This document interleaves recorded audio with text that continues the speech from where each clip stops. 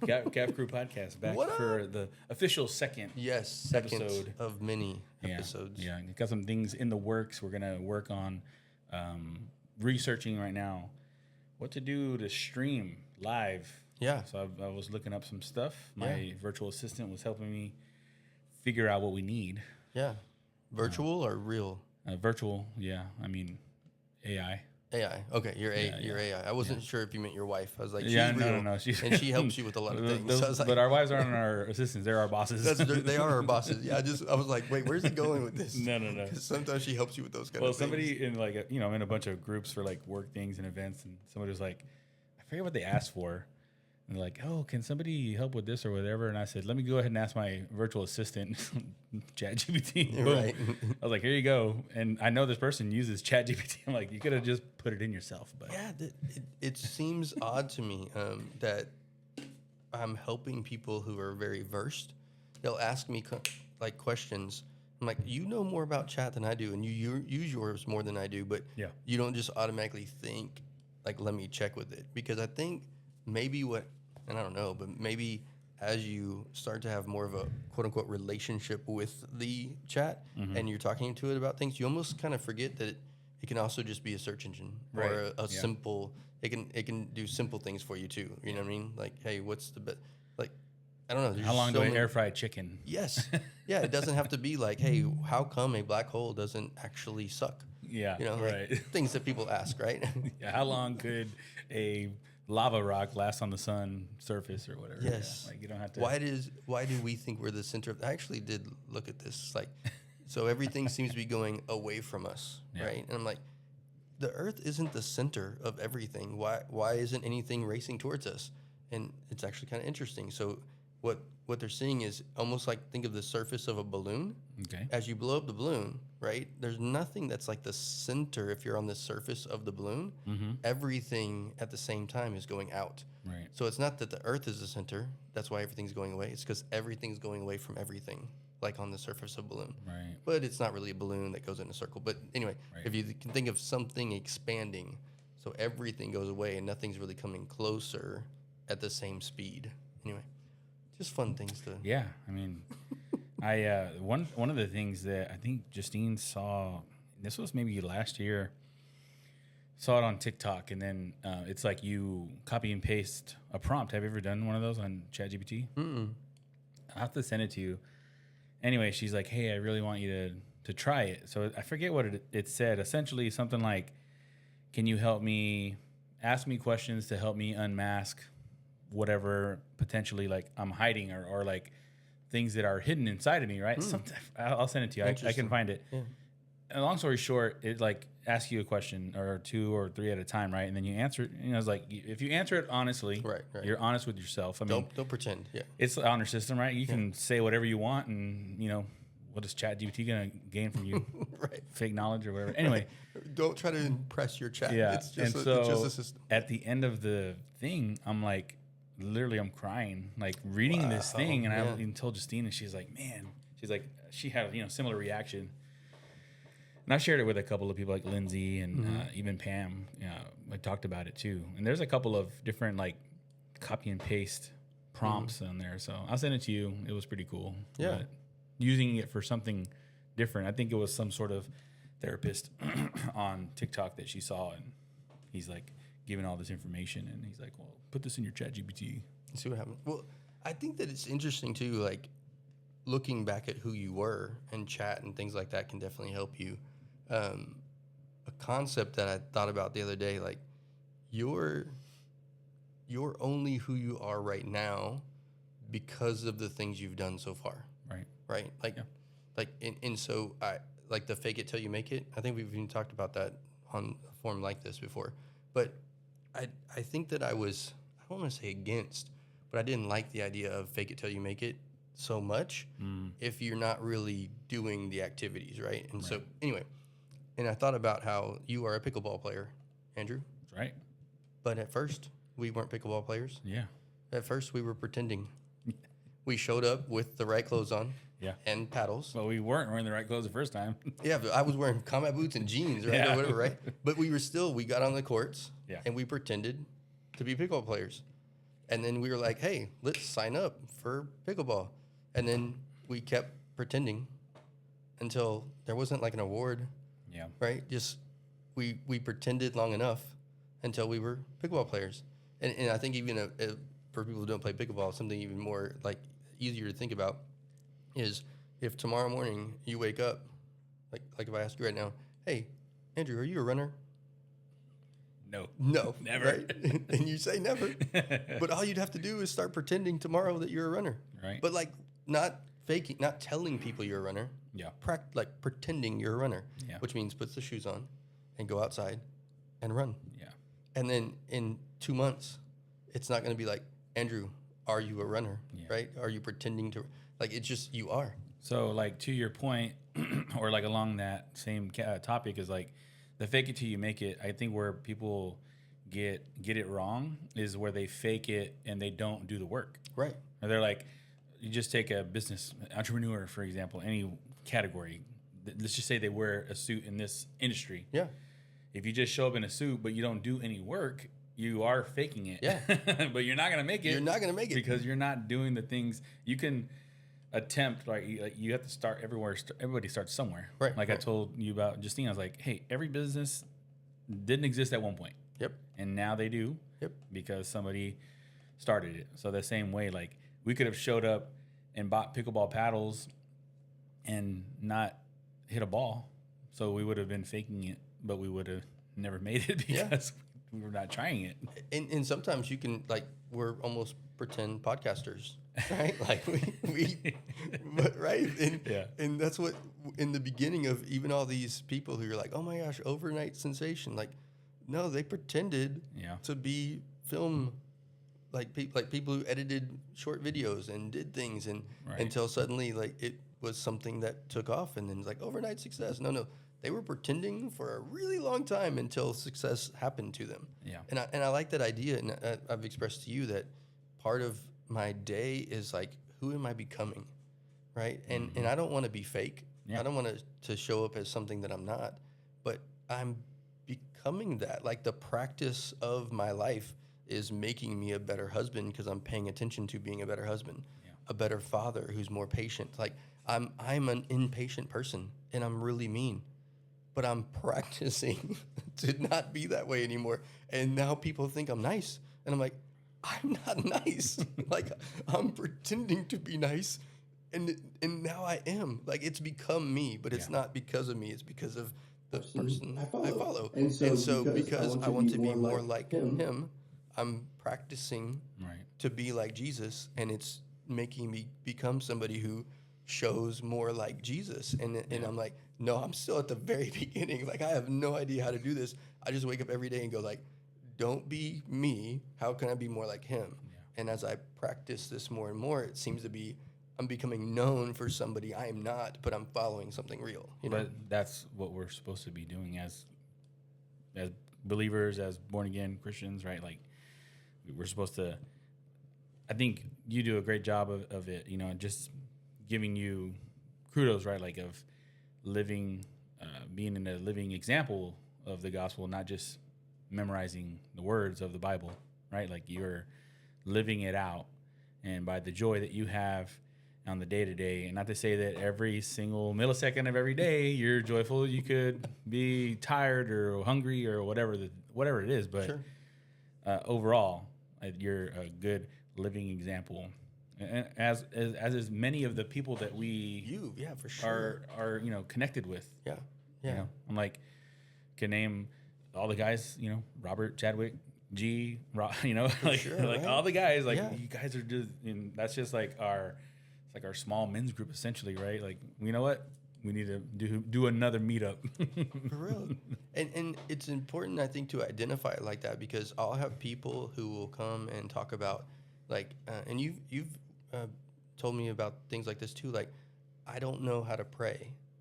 And I'm like, well, if you're interested in praying, like the new concept is fake it.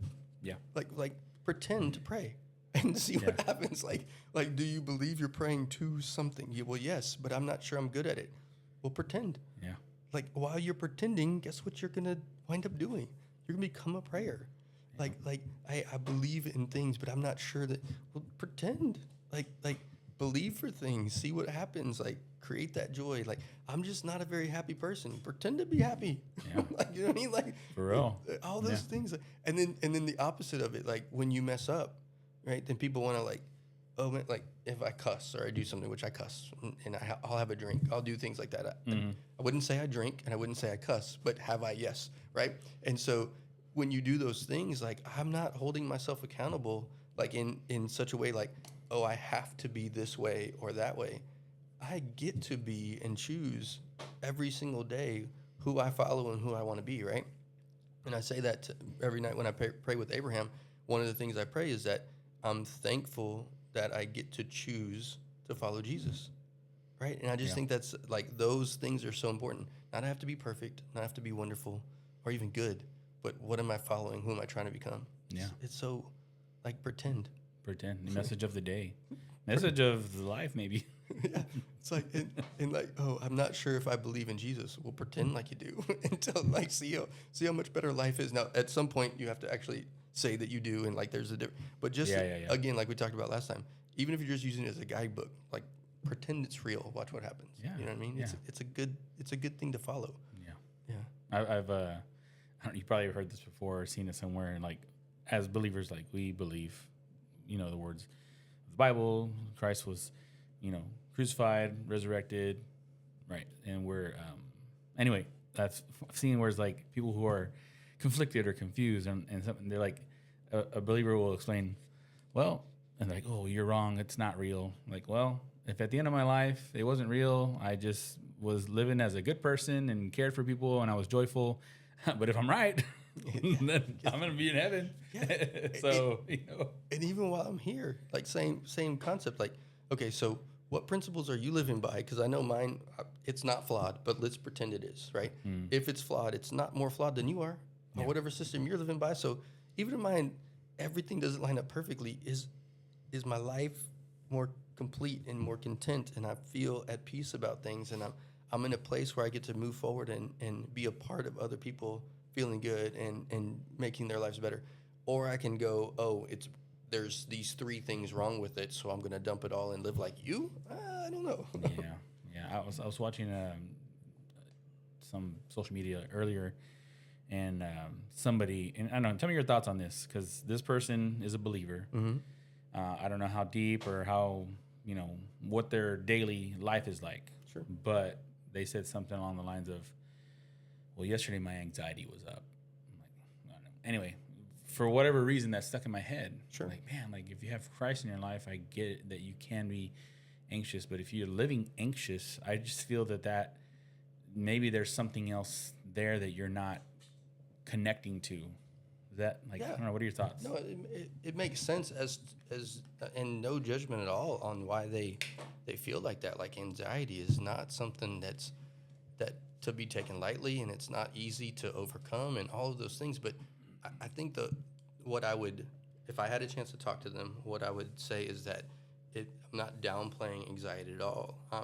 I'm saying if you think about it as a person or an identity, a spirit, instead of something that can have you, right? Like I have anxiety, right? Mm-hmm. That's like what people would normally say, right? But no. Anxiety can come on me, but it's not mine. I don't have it.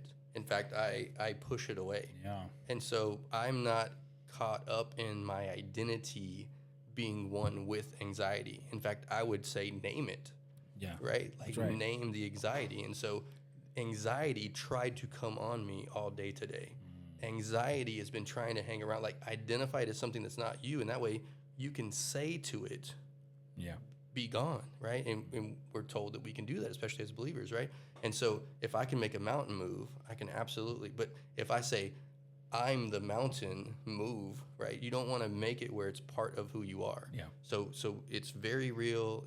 It's absolutely can be very overwhelming, right? But if you can find a way to start pushing it a little bit outside of ownership and as its own thing, you'll find that, at least I find that it's a little bit easier to adjust because I know I'm trying to move away from something that's not me anymore. Yeah, that's good. I was talking with Justine earlier too.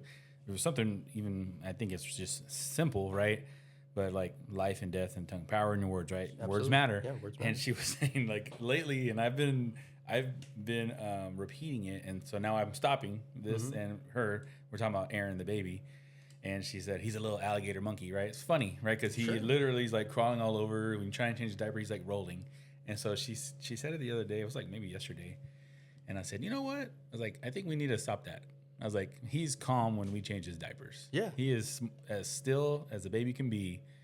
And I actually did it today. I was changing his diaper this morning after I got back from pickleball, and I was like, I was even saying it out loud. All right, you're calm, and you're not gonna move as much right now. And he was pretty chill. So something as simple as that, right? That's not even to us a big deal, right? Because babies are gonna do what babies do and move around and figure out their bodies, right? Yeah. But to the point of that words truly do matter. Yeah. And so even anybody, like if somebody says, a friend of mine says something about themselves anytime, I'm like, hey, look, don't talk about my friend like that. Right. Yeah. That's my friend. Yeah. And not that you should, like any one person should be like word police over anybody else, right? But especially in your relationships, your marriage, like if you start to feel something like that, and really if your attitude or mode towards them starts being where even you put that name on them and there's some frustration to the monkey alligators moving around while you're trying, it's like, no, I'm speaking life over this situation, and this is my perfect son who God gave me, and I'm the parent who's been placed to be in charge of this young human being, and I'm perfectly in line to be able to do this, and he's perfectly in line to be my son, and I just happen to be changing a diaper. So I'm going to speak life over him the whole time. And even if, like, every once in a while alligator monkey slips out, it's not in frustration, it's not in any of those things, it's not naming him, it's doing something, so yeah, I completely agree with that. Changing even the tonality, because does he understand yet what alligator monkey is? Right? No. Yeah. But same thing with anxiety. Like I believe absolutely in spirits. And I don't mean like ghost scary stuff. I mean like the Holy Spirit, and there is a devil, and there is like all those things are real. And so it's all a battle. Something a pastor told me once that kind of like really messed with my mind is that, why do we call it spelling? Whenever you like put word or letters together, right? And then you enunciate something from that, and it's called spelling, like a spell. Right. And I was like, it's funny because it will make you do something. Like you say thirsty, and I automatically think about how much have I had to drink today, right? It's like words, whether you like it or not, there's something to them.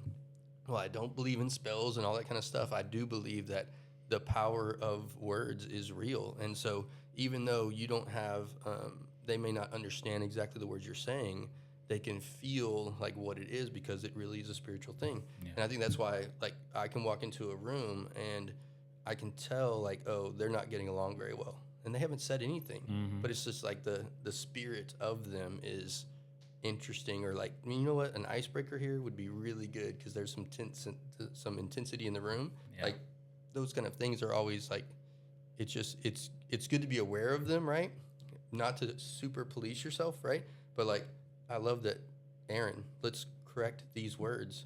And then just the spirit in the room would be different, right? So I love that idea. And I think it does go with anything, anywhere. Like, there's not a place where you can't have something that you want to change and not name that thing as something else. Like my boss is terrible, right? It's like, well, you're currently in this job, right? Yeah. And the person who is the boss of this job, you can call him yours, or you can say the boss is terrible, right? And you are going to do everything to honor God while you're there, or do the best job you can while you're there, because your boss is, and you can identify who they're going to be. And maybe that person will turn into that person because there's some correction or something that happens that makes them lighthearted in that area. So again, it goes back to praying. And then so now you're praying something over the boss, not my boss, right? And so there's not a place that you can't go where there's some issue or trouble. And then same thing, like, but when you want it like my God, like my King, like my Lord, right? My wife, my children, like own the things that you want and then name the things to go away, And that's good. I think that's even for non-believers, but like for non-believers, you can use that, but in a way, it's like inching closer to believer status because you're like, I am not going to take ownership of this depression or whatever. Whatever right? it is, yeah. It's not mine. That's not mine. I like that, and that's great. That's a good message. Same thing with medicine. Like, people always say, that's my pill. Yeah. No, that's the pill. Yeah. Like, I have cancer. No. It's not your cancer. No That way. is cancer that you don't want to declare that is on you, right? Even if it's in you. I'm not, big thing is I am not somebody who denies the truth, right? If your body has cancer, you can't just say, no, it doesn't, right? But you can say that cancer, you do not have a right to my body. Right. And then that cancer has yours. We have a whole different podcast about that. You have power over your mind and your body and what's happening, right? So I'm not saying that it's a cure for cancer by any means. Follow doctors, do all those kind of things. But there's a sense of, I don't own it. It's not mine. It exists, but I don't want it on my body. And even to the point of where somebody passes away, like, you think cancer is going with them? Right. No, it's not theirs, right? It's something that exists here, but it's not going to exist in heaven. And so if you're not a believer, that might be but right, even, okay, you die, right? And your body goes into the ground. Like, it's still not your cancer. It's just now dirt again, or whatever you think you're going to turn into, right? Yeah. So, but yeah. So to me, I think that the looking at things as a not flesh and blood battle, but as a spiritual battle, you would never want to spiritually hold on to anxiety, cancer, sicknesses, words that you know you want to do. Alcoholism, like, I'm not an alcoholic, right? I have alcoholic, or how would you say that? I don't know. I'm trying to think of, because I hear where people go, and I'm not saying there's anything wrong with, like, AA, like, where they say, I'm alcoholic and I've been sober for so many years. Like, I know that works. I've seen so many people. I would hope that there was a way to identify at some point that, like, I used to be, or alcoholism used to be a problem that I dealt with, right? But it's not mine, or I am not an alcoholic. Like, I don't know how they would do that exactly, but all of those things are, how do we move away from taking ownership of something that we don't really want? Yeah, that's good. That's a good, if you're listening to this, that's good. Take that, share that stuff. For real, share this message. Yeah, and so many little things like that. It's the same thing, and we talked about last time, like, joy is an inside job. Like, choosing those little things. It's like, I don't identify with anger because I don't want it to be a part of my life anymore. And so if there's an absence of anger, like, light doesn't fight the dark, right? As soon as light shows up, dark's gone, right? But as soon as the light's out, like, there's not a back and forth. There's no, and I've heard so many people talk about, like, you don't turn on the light and, like, for a second there's a battle. Like, okay, you got it. Oh, no, never mind. You're right. It's either on or it's not, right? And I think that's another interesting thing is, I don't know how to, like, in my personal life, I don't know how to keep pretending to be a follower and then continue to let dark into my life on purpose. Like, there's some things, habits and things I used to do that were just like, I thought that's just who I am. It's part of me. Like, that's what I do. Right. And as I've pretended long enough to be a follower, it's like, it's not that I don't want that. I just don't want that.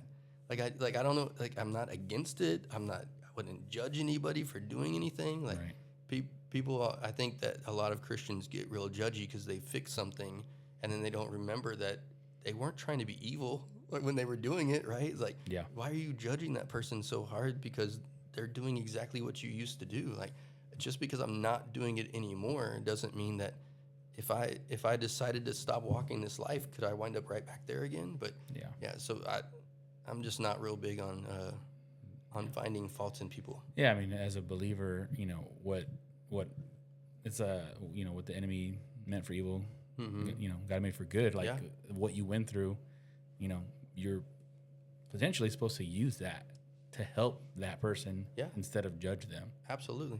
We even say, like, you are most equipped or best equipped to help the person you once were. Yeah.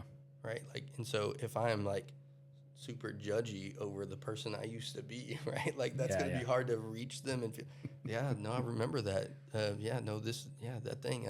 And I can think of several circumstances in my life where people have gone, oh, well, I don't know how to say this exactly, but this and this. Oh, yeah, me too.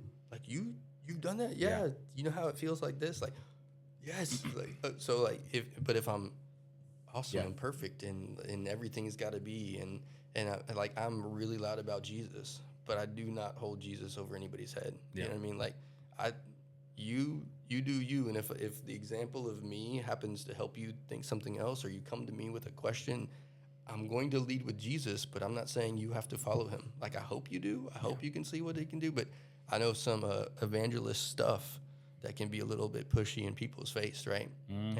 And I get it, because I think that some of that's like a seed that then gets watered later, and then, who knows what happens. So I'm not against evangelists at all. I think what they do is super important. It's just not really like my style. I'm not a get in there and you need to be saved right now, or else, to then walk away and not know, like, did they find a church and what are they doing? Like, it'd be very hard for me to let them in and let them go. You know? I've had several conversations, like even with Justine, right? And we had a lot of conversations. Not that like I'm ever looking to be a pastor. If God's telling me, then yes, I will not say no, right? Amen. Me too. But we've had several conversations. I'm like, there's different types, right? Like, Robert, he's like Robert. A street, he's a street pastor, street preacher. Man, this guy will the Holy Spirit will just put it right on him right away to talk to somebody and literally save his life right there, man. Yeah. And that's amazing. He has saved so many people's lives. Like, literally, they were about to be gone, and God sent him to the right place at the right time. Yeah. And so then I'd tell, if I had to put my, like what type of pastor, like, I'm not a pulpit type of pastor. I'm not an evangelist. I'm like a counselor. I'm a one-on-one. I love to have a good conversation with you and pour knowledge as much as I got in my young 40 years of life. Mm-hmm. But that's like, and you could, I don't know. I see you've done both, right? You've been on stages sharing the word, but you're also good on the one-on-one, Yeah, I've done a little bit of all of it, but I've also done a whole lot of the other, like, where you wouldn't want to ever see me talking to anybody about pastor stuff, right? So it's like, I don't know. I think that I'm with you, that if God ever led me to, like, hey, you're supposed to go do this and do this thing, but I'm definitely not, like, seeking it out, just because I believe that, we don't talk a whole lot about what we do for a living on this podcast, but we do mortgages for a living, right? And I see where love and compassion, kindness, like, it can show up in what we do. And to me, that goes so far with people, because I don't get paid by or have any, like a lot of times I believe people think that money is what controls intention, right? And my intentionality is love, and it's not tied to, will the church pay me if I get you to be saved?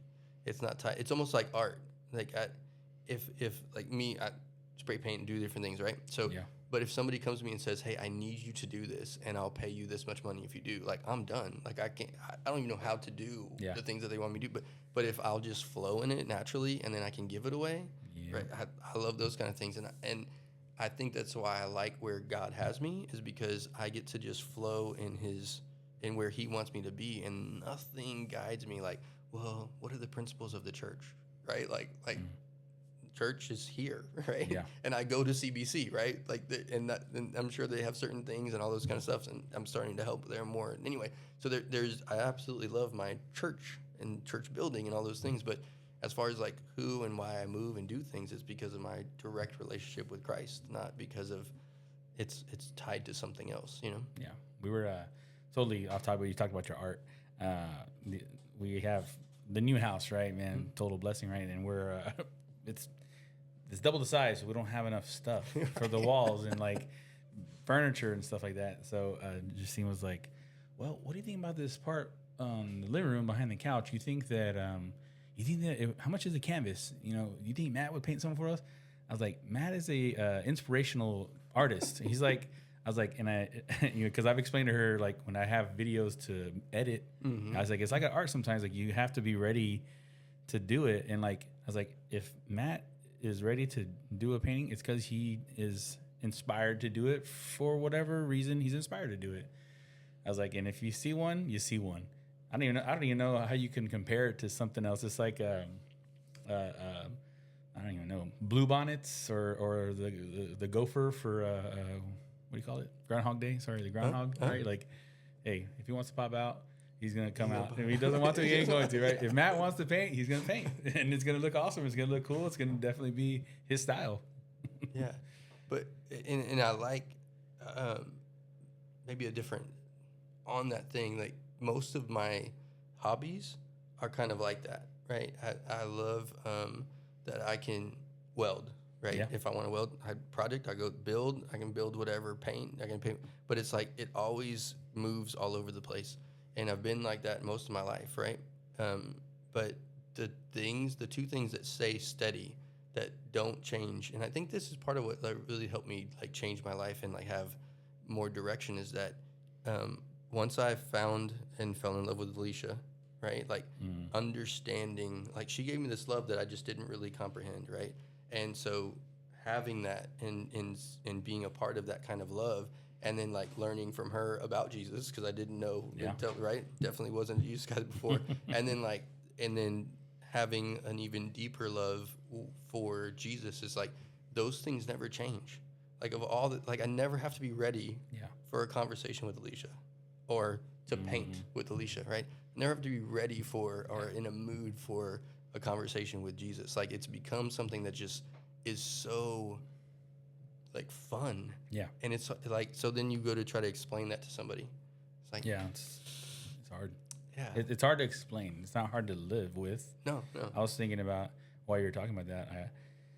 I don't know. I mean, both of our wives are awesome, and Justine, man, she's so, I don't know, she's caring and loving, and she's amazing, right? And the other day, because of the baby and everything going on with back to school and work and, you know, whatever, I don't know. She was like, I'm like you, like, I just enjoy hanging out with her, and I just enjoy, like, I just want to touch your leg, just, and not even in a sexual way, just, I just want to be. We will when we can, but I just want to be next to you. Sometimes I want to lay on your leg. Sometimes I want you to lay on me. Anyway, she said something, and I was like, man, I'm just so blessed, right? And she's like, she asked me, she's like, are you feeling, I just hope I'm not like neglecting you, or I hope you're not feeling like I'm not giving you enough attention.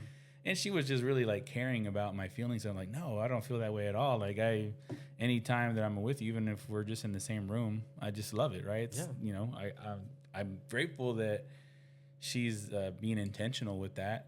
And, you know, I think we do a great job. I know for sure. Like I've asked her even after our last conversation, like, hey, like, what's your sailboat? Right. Like, right, yeah. And she's so, I don't know. I don't want to say she's easygoing, very easygoing. And she's like, I don't know, I just like to hang out with you, right? That's my sailboat. I was like, well, then we're in the sailboat all the time. That's right. We sailing, baby. We sailing. But I told her, I was like, hey, but you know, once you're ready, like, I want you to be my pickleball partner. You know, she's not ready just yet. She wants to start like getting her endurance up slowly. Sure. But it'll probably be 6 months or so. But anyway.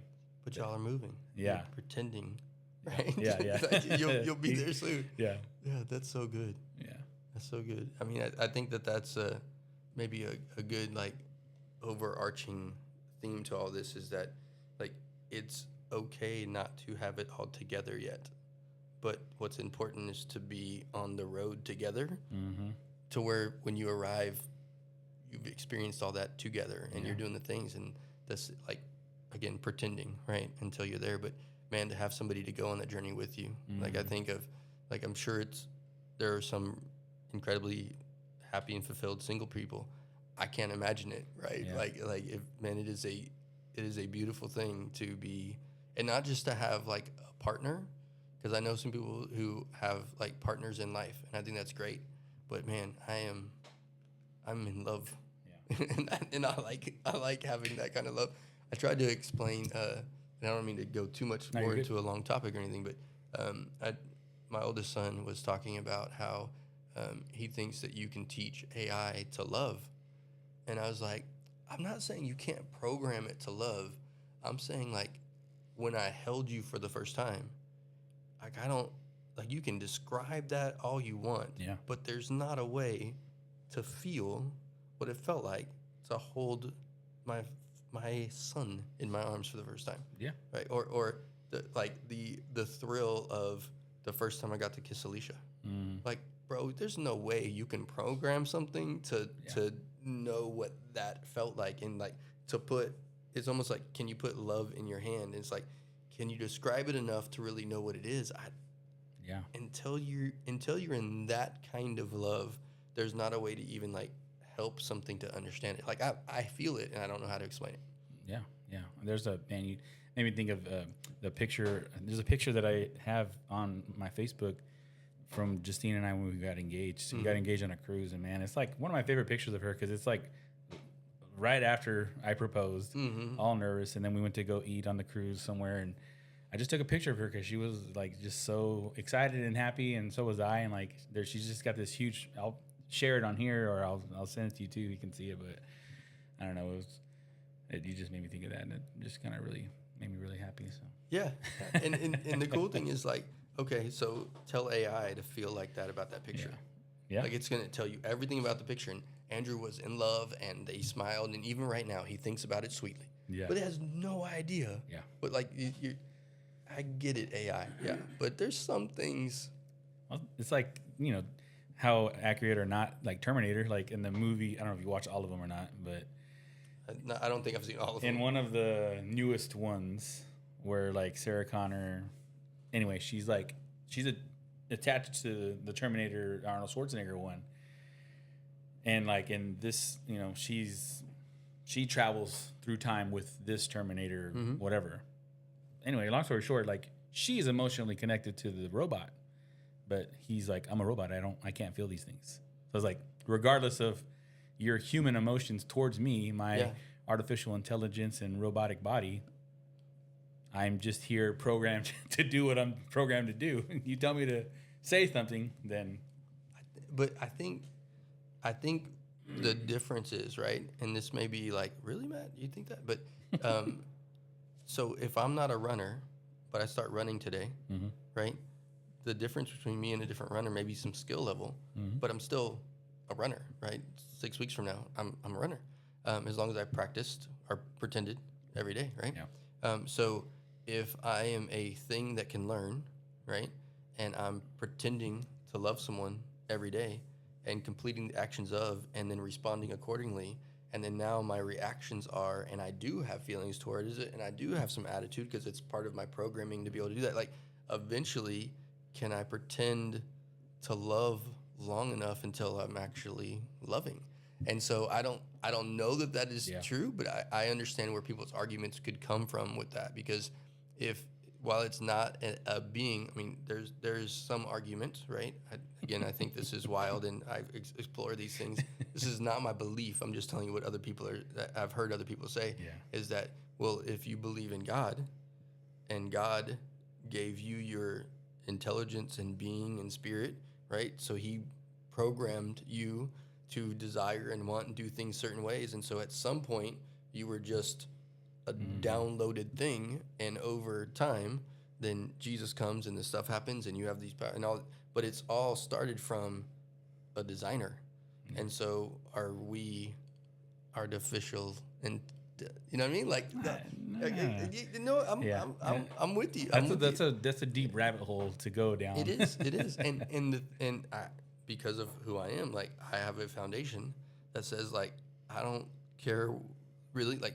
You bring me evidence, and I believe that there's a something in that that will to include and dispute things that I believe the Bible is still the answer to every question that you could potentially ask, even the ones we don't know to ask yet. Yeah. And I think that in that it answers that I am a spirit before I am a body or even a brain or anything like that. And so my spirit that God gave me, it doesn't have to function based off of downloaded information, right? Like the things I desire in my heart wanting to go towards a creator, because no matter which religion you go to, no matter which, like from Indians to whatever, like everybody always finds like this thing that they're seeking out, some Mother Earth or whatever it winds up being, right? There always winds up being this spiritual desire in our DNA, right? And so I just think that all of those things comes back to, for me, Jesus is the answer. But I get why it can be confusing, especially with all the technology and stuff now. Like, what is AI going to be? How is it going to interact?